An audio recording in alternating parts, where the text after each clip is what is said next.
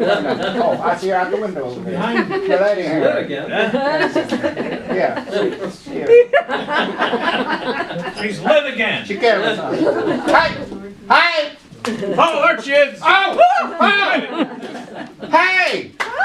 What's up, little lady? I came from a chair. Look, we fixed it for you. I didn't know it was broken. Did you sit in it? I'm unplugging your bulbs. Hey, Rick, that's funny. I'm in charge of my own battery pack. Well, Yeah. I'm curious today. Oh, You every time you come in here, I don't know, you have stuff that like challenges the mind. I know, especially yours. Yeah, like last one we were talking about the cow. Yeah. Oh, the cows. Click, clack, move. Click clack move. Yeah. Click clack move. Cows They that cows could type. Have I you don't ever know seen where a we cow? need to be going. She had a cow could type, and in the end, tell them what happened to the damn cow in the end. got its blanket. Yeah. Yeah. Man. So what are you doing today? What do you got for us today? Well, this doesn't have pictures. Oh. So it's all in your Well, mind. you might look at this audience. You need pictures. Oh, I can see you if I black those lights. I just discovered that after all these years. But I bet somebody in this room, will be able to guess. This first appeared on TV quite a while ago, and one of the characters, and if you know the answer, as soon as you know it, just yell it out. One of the characters is a moose. Captain Kangaroo. Bullwinkle. Bullwinkle. I got it. Mr. Moose. Bullwinkle, Rocky and Bullwinkle. And remember, they are two Russian spies, right? Well, they did something called fractured fairy tales. And this is from a Bullwinkle fractured fairy tale. You remember the intro to it? Yes, I do. Fairy comes down Yes, and I do. crashes. Yep. Yeah. So I think you're going to enjoy I this. think I am. Hey, you remember? Hey, Rocky, watch me pull a rabbit out of my hat. Wrong I hat. didn't ruin it for you, did I? No. Made it better. Ready? I think so. It seems that once upon a time there was a kingdom without a princess. No princess. No, and Kind of a kingdom. and this concerned the king and his ministers greatly. What was his name? His name was King. That's a dog name. I named all my children after dogs: Sam, Ben, and Max.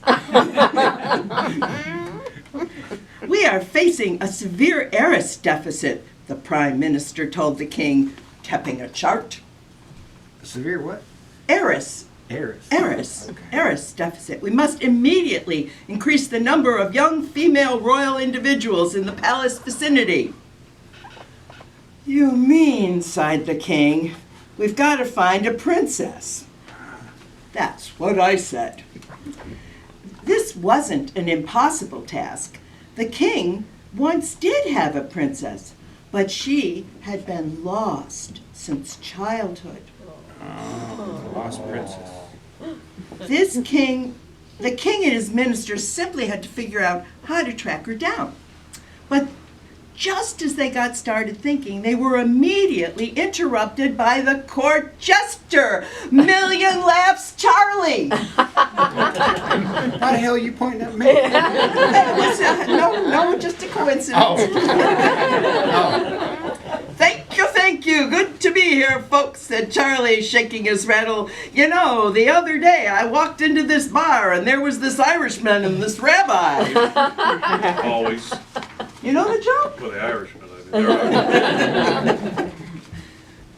Please, said the king, we're doing some business here. Then to his ministers he said, "How about if we offer 1,000,000 gold crickles to the princess when she shows up?"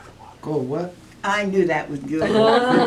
Crickles. What are prickles? Crickles? Crickles. They rhyme with pickles. "1,000,000 gold crickles," interrupted Charlie again. "I'd love to help on this project. Do you remember what she looked like?" "No," said the king. "Oh, good. I mean, that's too bad," said Charlie, rubbing his hands. Hey, you know what they could do? What? They could do like a hologram. Good. It would only cost 1,000,000 gold crickles to do that. "She was just a baby when she left," said the king. "But I'll know her by the way she passes this test I have in mind." Oh, scared me there for a minute. What were you thinking? Passes. Yeah, never. Oh, look what you made happen. She's in Wisconsin. You know what I was thinking? What? What if her last name was Saul? There. She would be Princess Erisol.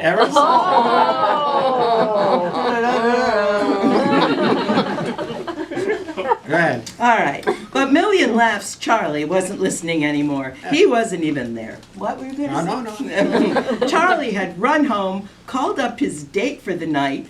A lovely maiden who lived next door canceled on her and got straight to work on his scheme. His scheme. Huh. He recruited his friend Clyde. Clyde. Clyde. Clyde. Charlie and Clyde. Charlie and Clyde. Cadiddlehopper. You remember Bonnie and Clyde? I do. Yeah. They were friends. Yeah. Before they landed in jail. Yeah. Boom, boom. Well, Clyde was a rather big man with a rather small brain, and he was going to help.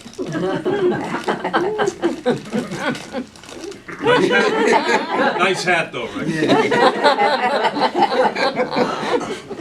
Interchangeable. And before Clyde knew what had happened, he had on a blonde wig, a lot of lipstick, just like that pig, and was on the way to the palace to meet the king. "I don't want to be no princess," whined Clyde. "These high heels are killing me." "Shush, shush," Charlie, as they arrived at the palace front door. "Hey, king, I'd like to introduce you to your princess." Said the king. "She got more of a 5 o'clock shadow than I remember my princess having. But if she passes the test, then I'll know she's the one." With that, the king led the make-believe princess to a tall pile of mattresses. Under the bottom mattress, he explained, there was a small pea. No smart aleck remarks. If she was a real princess, she would be so refined, so sensitive, that even a tiny lump like that wouldn't let her sleep.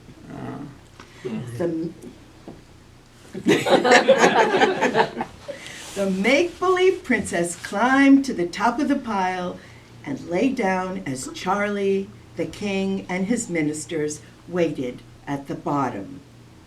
In the morning, the king and his court climbed to the top, and sure enough, the make-believe princess was snoring away blissfully. "Aha!" said the prime minister. "This individual lacks the qualities necessary to be a member of the royal family." "He means," sighed the king, "this ain't no princess."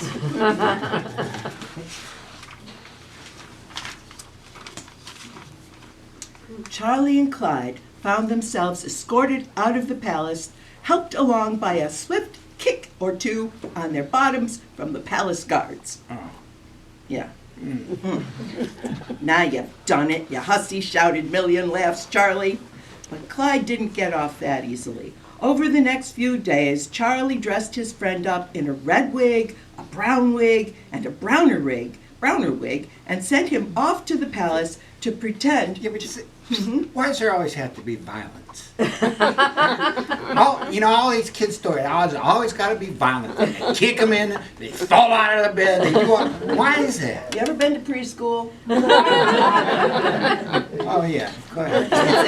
It's innate. But we can help with that. All right. All right. Okay, Brownwing, and sent him off to the palace to pretend to be another girl. Hoping to keep him up, he would feed Clyde coffee and tell him scary tales about monsters and politicians. Made you laugh. The pot calling the kettle black. With your vote. But each time, Clyde would sleep soundly through the night, and in the morning he would be forced to leave the palace, rubbing his rear. After Wait. That's a sure giveaway. Wait. He left the palace rubbing his rear. The minister of the Presbyterian Church. And you talking about rubbing his rear. I didn't rub his rear. So you say. I have nothing to do with the palace, and I'm clearly not a king. Reverend Ron, just pay no attention. Go ahead. We use the word rear Yes. and bottom. Yes. Where are you at After several days of this, the two dejected men went back to Charlie's house to regroup. There, Charlie's neighbor was out in the yard washing her carriage. "Hey, honey," Charlie said to her, "my business deal fell through. Got some time on my hands. What do you say we go and have a bite to eat?" "Sorry, Charlie," said the maiden. "I'm exhausted. I didn't get a wink last night. I think there was a pea under my mattress." Oh. Oops. "Did you try maybe reading anything by John Updike?" asked Charlie. That's good.